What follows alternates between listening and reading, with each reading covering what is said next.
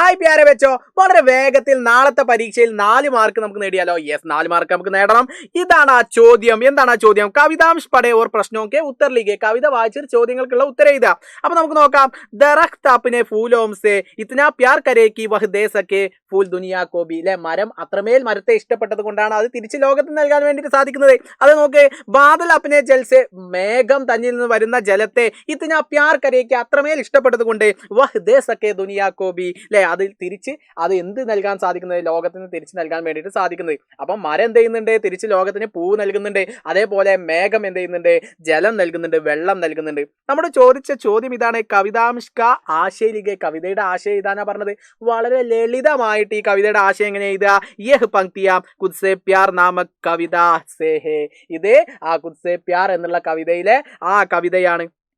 इसके कवि शोभनाथ यादव है. ഇതിന്റെ കവി ആരാണ്? ശോഭനാഥ് യാദവ് ആണ്. യഹാം കവിനെ ബത്തായ ഹെ. ഇവിടെ കവി എന്ത് ചെയ്യുന്നു? ബത്തായ ഹെ പറയുന്നു. കി എന്തെന്നാൽ സൂരജ് ജിസ് പ്രകാർ അപ്നി ആഗ് സേ പ്യാർ കർക്കെ ഉസേ ദുനിയാ കോ ബി ദേത്താ ഹെ. എന്ത് ചെയ്യുന്നു? സൂര്യനെ അത്രമേൽ ഇഷ്ടപ്പെട്ടത് കൊണ്ട് അത് തിരിച്ച് ലോകത്തിന് നൽകാൻ വേണ്ടി സാധിക്കുന്നു. അപ്പൊ നമുക്കിവിടെ ആ പേടാണ് പറഞ്ഞത് എന്നുണ്ടെങ്കിൽ നമ്മൾ ഇവിടെ എന്താക്കും? ഈ സൂരജ് എന്നുള്ളിടത്ത് നമ്മൾ എന്താക്കും? പേടാക്കും. ഏത് വരിയുടെ ആശയമാണോ നമ്മളോട് ചോദിച്ചത് അത് നമ്മൾ ഇവിടെ എന്ത് ചെയ്യുന്നു? നമ്മൾ തിരിച്ചു നൽകുന്നു. അപ്പൊ സൂരജിൽ നിന്നും സൂരജ് ലെ പ്രകാശമാണ് എന്ന് വരുന്നത് എങ്കിൽ ലെ സൂരജ് ജിസ് പ്രകാർ അപ്പിനി ആഗ് സേ ലെ, ഇവിടെ നമ്മൾ എന്താക്കും? മരത്തിൽ നിന്ന് എന്താ വരുന്നത്? ഫൂലാണ്. അപ്പൊ നമ്മളിവിടെ ഫൂൽ എന്നാക്കിയാൽ മതി. ഇനി ഇത് ബാദലാണെങ്കിലോ, ഈ പേട് എന്നുള്ളിടത്ത് നമ്മൾ സൂരജ് എന്നുള്ളത് പേടാക്കിയോട് നമ്മൾ ബാദൽ എന്നാക്കും. ഈ ഫൂൽ എന്നുള്ളിടത്ത് അവിടെ എന്താക്കും? ജൽ എന്നാക്കും. ഇത്തരത്തിൽ നമ്മൾ എഴുതിയിട്ട് നമുക്ക് എന്താക്കും?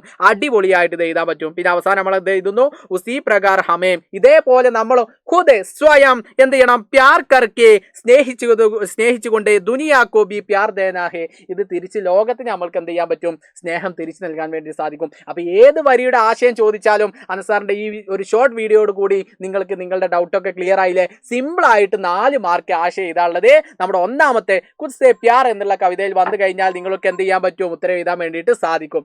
സെറ്റ് അല്ലേ? അപ്പൊ ഇതിന്റെ ആശയം എഴുതും സാറേ എന്നുള്ളതൊക്കെ എന്ത് ചെയ്യുക? നമ്മുടെ കമന്റ് बॉक्स में कमेंट किया। अगला वीडियो में सर फिर मिलेगा। सबका बहुत बहुत शुक्रिया। Bye bye.